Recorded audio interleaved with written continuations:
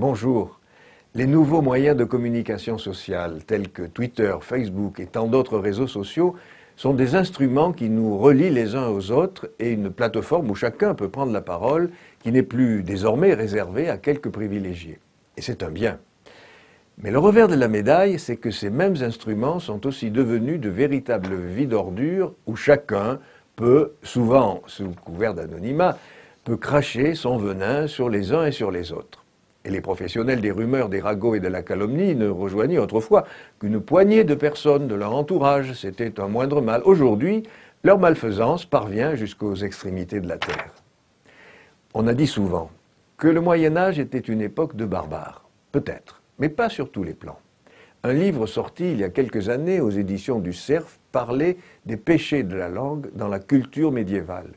Il y était question de discipline des mots, de la garde de la langue, de l'importance du silence, de vérité, d'honnêteté, de discernement de la parole juste. On évoquait le murmure, le mensonge, la rumeur, la calomnie, la médisance, l'injure, la flatterie, l'adulation, la rétractation, l'ironie, la jactance, les propos oiseux qui n'ajoutent rien à la pensée.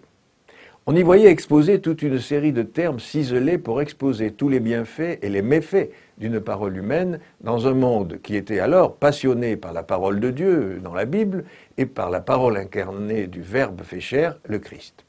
Mais voilà, nous ne sommes plus au Moyen-Âge. Le monde dans lequel nous vivons utilise, tout comme à cette époque, le pamphlet, la satire, la parodie, le débat. Et ce monde est passionné par la parole, par la communication, par la libre exposition de ses idées, de ses convictions. Et c'est tant mieux.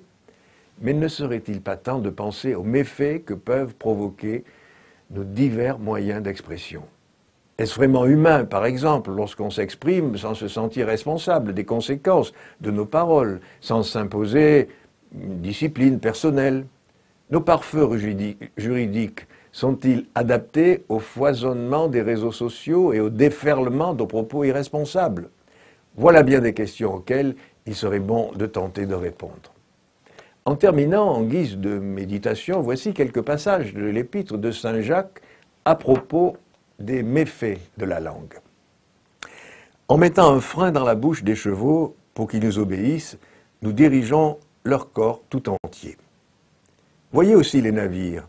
Quelle que soit leur taille et la force des vents qui les poussent, ils sont dirigés par un tout petit gouvernail au gré de l'impulsion donnée par le pilote. De même, notre langue est une petite partie de notre corps et elle peut se vanter de faire de grandes choses. Voyez encore, un tout petit feu peut embraser une très grande forêt. La langue aussi est un feu. Monde d'injustice, cette langue tient sa place parmi nos membres. C'est elle qui contamine le corps tout entier. Elle enflamme le cours de notre existence, étant elle-même enflammée par la géhenne. Mais la langue, personne ne peut la dompter. Elle est un fléau, toujours en mouvement, rempli de venin mortel. Elle nous sert à bénir le Seigneur, notre Père, et elle nous sert aussi à maudire les hommes. De la même bouche sortent bénédiction et malédiction. Il ne faut pas qu'il en soit ainsi. Fin de citation. À bientôt.